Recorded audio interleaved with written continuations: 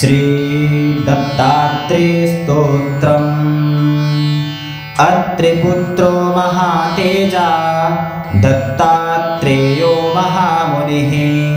तस्य स्मरणमात्रेण सर्वपापैः प्रमच्युते। मुण्डनं कौपीनं भस्मं योगपट्टे च धारयन्। शैलशृङ्गे तथा मुद्रा दण्डपात्रजिनासनं। कण्ठादोपं च आधारी कण्ठमालां च पादुकां। कर्णकुण्डलधारी च सिद्धो हि भ्रमते महिम्। दत्तात्रेयो महादेवो विष्णुरूपो महेश्वरा।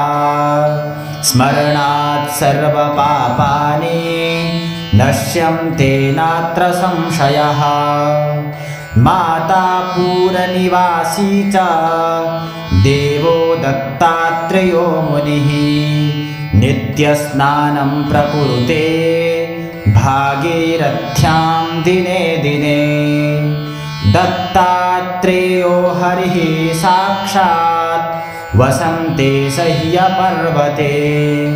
भक्तानां वरदो नित्यं सह देवश्चिन्तितं मया।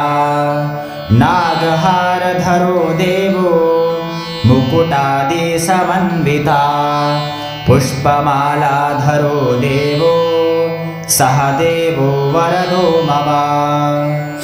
अत्रिजो देवदेवेशो मातुर्लिङ्गधर प्रभु।